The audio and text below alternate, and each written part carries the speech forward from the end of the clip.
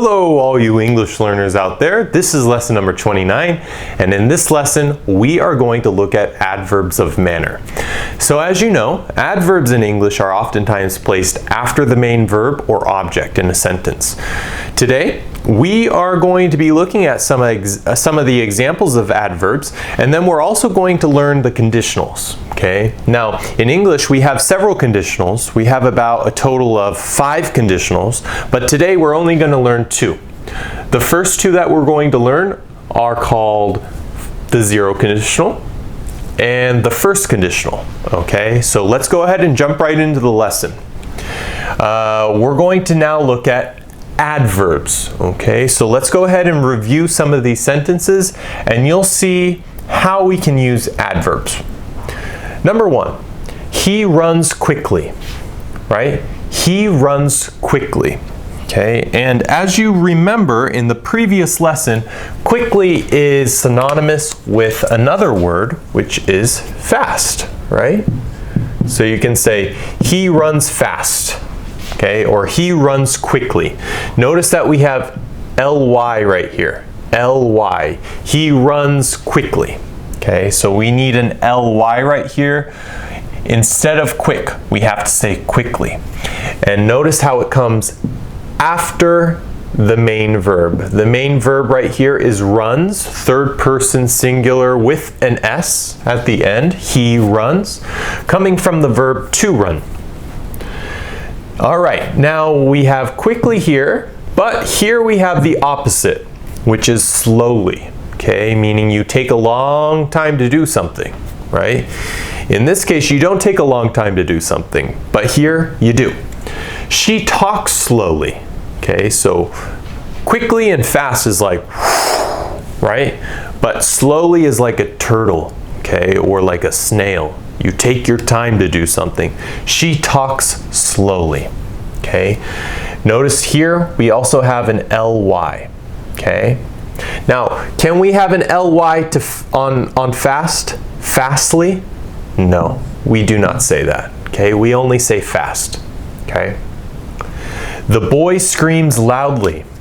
Okay. So the boy screams loudly. Loudly means very strong, high pitch, very loud.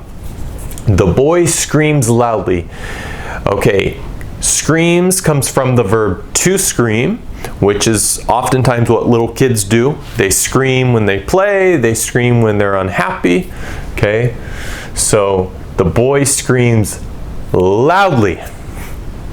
And the opposite of loudly is softly. It says the girl sings softly. Okay, at a low pitched voice, a very soft voice. The girl sings softly. The millionaire generously donated his money. The millionaire generously donated his money.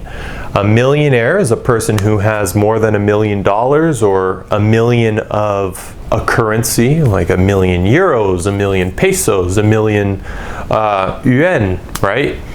So the millionaire generously, okay, coming from the word generous, which is an adjective, generous. Whoops, I need an R right here. My bad. I'm sorry, you guys. Generous. For example, you could say he is generous. She is generous. You understand? So the millionaire generously donated his money. Okay, generously is like when you give to other people that don't have. For example, if you have a lot of money and somebody right over here does not have a lot of money and you give them $5, $10 or however much money, you generously give them that amount of money. Okay, it's like you give something to somebody else that they don't have but that they need. All right, the opposite of generous is greedy. Coming from, so here we have greedily, which is an adverb. Greedy is an adjective. You could say he is greedy, she is greedy. The dictator, okay, which is somebody who has complete control over a country. The dictator greedily stole all their land. Okay, the dictator greedily stole all their land. Greedily is meaning, it's like when you keep on taking. Even though you have a lot, you take, and you take here, and you take from here, and you take everything you want. Okay, that's greedy. You want more and more and more and more, even though you already have a lot. So greedy. Okay, the dictator greedily stole all their land. Generous and greedy are the opposite. Next we have, we waited patiently in the hall. Okay, patiently is an adverb which comes from the word patient. Okay, patient can also be a noun which describes a person who is in the hospital, okay, who is very sick and so they are in the hospital. They are known as a patient. Okay, for example, you have a grandpa who is in the hospital. Your grandpa is in the hospital. He is a patient in the hospital, okay? But patient is not just a noun, it is also an adjective, okay? You can describe somebody as being patient. My grandpa is a patient in the hospital. He has been in the hospital for 10 days. He is very patient, okay? Meaning you can take a long, you don't mind waiting a long time for something to be accomplished, okay? So you basically, you have all the time in the world and you can wait, okay? It's not a problem for you. We waited patiently in the hall, okay? We waited patiently in the hall, okay? Meaning you can wait and it doesn't bother you that it's taking so long. Okay, or however long it's taking, it's not a problem because you're a very patient person and you are waiting patiently. And then finally we have, they looked at me happily. Okay, happily comes from the word happy, of course, happy, which means you feel good, you feel positive. They looked at me happily. So normally when somebody looks at you happily, it means that they smile at you. So somebody looked at somebody else, right? And they smiled.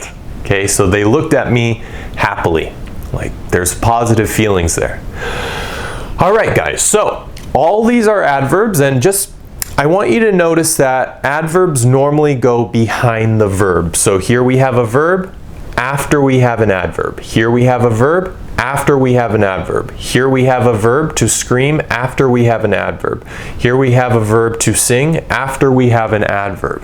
Okay? But when the adverb comes before the verb, it more or less adds emphasis or style to the way that somebody is speaking. Okay? But don't worry, it means the same thing. However, I would say that most people say the adverb after the verb. So like this. This is more normal. But then you have cases like this. The millionaire generously donated.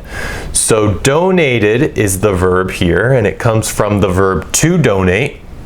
And before the verb you have the adverb, which is generously. Okay. Now notice that these ones are a little bit longer. So normally when a sentence is a little bit longer, it comes before. Okay, the dictator greedily stole comes before all their land. But you can also make it come after. It's not a problem. The millionaire donated his money generously. The dictator stole all their land greedily. Okay, so you can say things like that too. You decide where to put the adverb, okay? All right, guys, now let's move on to the conditionals right here, the conditional tenses, all right? In this lesson, we're going to learn two of them. Now, in English, all conditional sentences talk about a result that is dependent on a condition. The sentences, therefore, have two parts, or clauses. In English, we use the word if, okay, to more or less determine the condition of the first clause and the result, which depends on the condition, in the other clause. Okay, so the zero conditional here is basically, it just says that if this happens, then that happens. Okay, so if this happens, then that happens. All right, we're talking about a fact here. okay, facts or what happens in nature, okay, a reality, a certain reality. The first conditional right here basically just says that if something happens, then something else will happen too. Okay, so if this happens, then this is also going to happen. Okay, that will also happen. So let's go ahead and look at some examples starting with the zero conditional. Okay, so remember, if plus present simple, and then you get present simple again. If you freeze water, it turns solid. For example, solid, that's solid, okay? Soft is like, I have here a napkin. Like a napkin is soft, okay?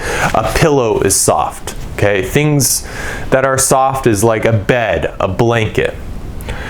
If you heat ice, it melts, okay? So if you heat ice, ice is very cold, heat is hot, it melts, okay? It turns into water. If you heat water, it boils, okay? If you make the water very, very hot, it will boil, you know, you have bubbles and it goes up into steam. If you mix blue and yellow, it turns into green. So you have blue paint and then you have yellow paint, and if you mix the two, you get green paint. Okay, so basically guys, that's the zero conditional. Now let's go ahead and we're going to look at the first conditional here. So are you ready? If plus the present simple, and then you get the future simple. Okay, you will do this. You will do that. If it rains, I will stay at home. If it rains, I will stay at home. If you are late, I will be mad. Okay, mad is the opposite of happy. If you are late, I will be mad. If the teacher is sick, he will be absent. Okay, if the teacher is sick, okay, so sick is like you're coughing or you're sneezing. Achoo. Okay, if the teacher is sick, he will be absent. Absent means you do not go to school. Okay, you're not present. You're at home, you're sick. And finally, guys, if I win the lottery, I will buy a mansion. A mansion is a very, very, very big house. Okay? If I win the lottery, I will buy a mansion. So guys, as you can see, the first conditional indicates that something is going to happen in the future if something else happens. So guys, that's it for this lesson on conditionals, the zero conditional here and the first conditional, and talking about adverbs. So just remember that adverbs can come after the verb, which is what happens in most cases, but sometimes they can come before as well. All right, guys, so I hope you enjoyed this lesson. This was lesson number 29, and I will see you next time in lesson number 30. See you. Bye.